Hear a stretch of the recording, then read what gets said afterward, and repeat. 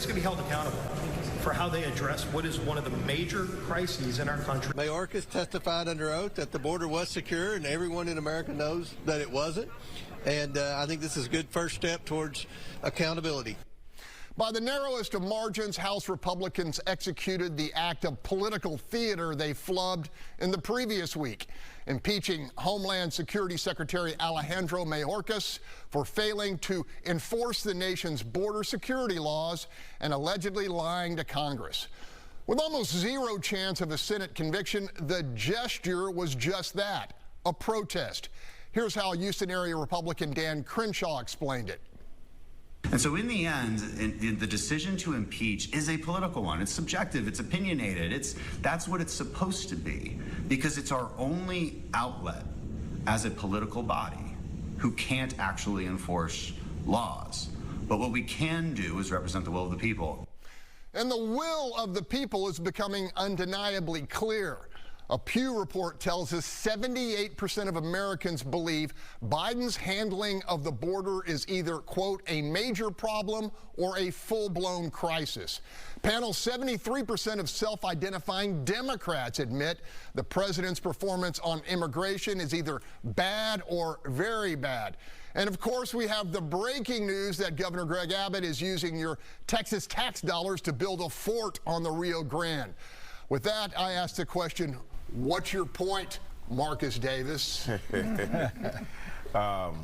You know, this reeks of a couple of different things. One, yes, it is political theater. And I get what Congressman Crenshaw is saying about this is the only option that we have. But at the end of the day, what did it actually do? Right? We know that there's a crisis at the border.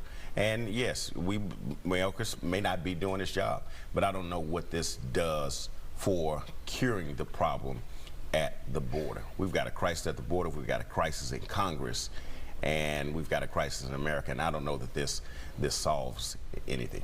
All right, Sergio Lira, an increasing number of Latino Americans are just as concerned about what's going on, and there is a fundamental question here. Who is driving the Biden policy? Who is driving the Biden policy? Because everybody sees that there are way more people coming in than before and not enough resources to stop them.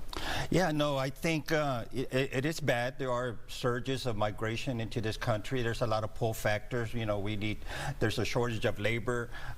You know, we don't go after big business that's hired undocumented workers. There's another pull factor, and that is that the Democrats and the Republicans are aligning themselves on passing. They need to pass the Biden border security measure. And that's going to bring 1,300 Border Patrol agents, 130 immigration judges, and high-tech technology to detect fentanyl. Isn't that what the Republicans want?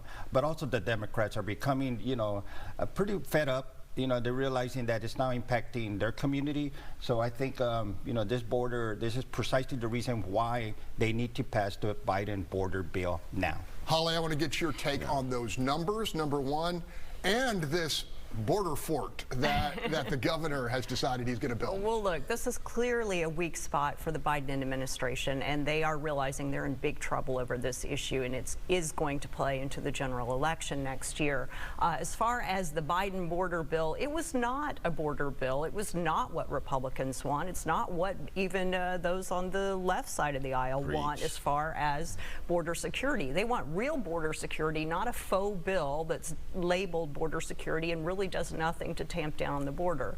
As far as Governor Abbott working even further to secure the border in Texas, it's already had some effect. We've seen now that some of these border crossings are shifting to other states, and people tried to claim that Abbott's efforts to move some of these migrants to other parts of the country was also just political theater, but it has drawn much more attention. It's got people in New York and other parts of the country realizing what Texas is dealing with on a daily basis. Bill, you agree with that? I mean, it is theater, but there's some efficacy here. I mean, it is a political stunt, ploy, strategy, tactic that seems to be working for Greg Abbott. Well, certainly it's working politically. If you look at the numbers, people in Texas very much support what he's doing. But I saw some video the other day. You drive a mile outside Eagle Pass, and there's wide open gates where people can walk right through. So I don't know this really it's having much effect. I disagree with Dan about this point.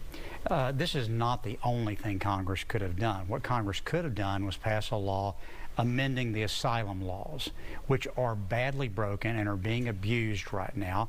They could have surged a bunch of people to the border in terms of border. The problem with the proposal that the Biden and some of the Senate agreed to was it had some poison pills in it. 5,000 people a day to begin doing anything is a non-starter for most people. So you have to wonder, did Biden really want this passed, or was he trying to put something out there to make it look like he was trying to get something done?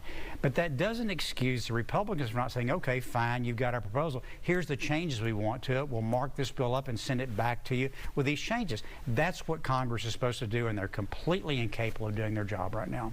All right, Sue Lovell, if I were writing your bio, it'd start with humanitarian, because you care about people. And there are a lot of people on the other side of this, and we just call them numbers and threats and everything. There could be a lot of people who can bring value add to this country. As you watch this, thoughts? The only way we're going to get any kind of meaningful border relief is it's called compromise, and it's both parties coming to the table, figuring out what they can do together to stop this issue at the border, and that's just not going to happen. You're gonna see a bunch of silly posturing that doesn't do anything. It's theatrics, but nobody's doing anything that's real serious.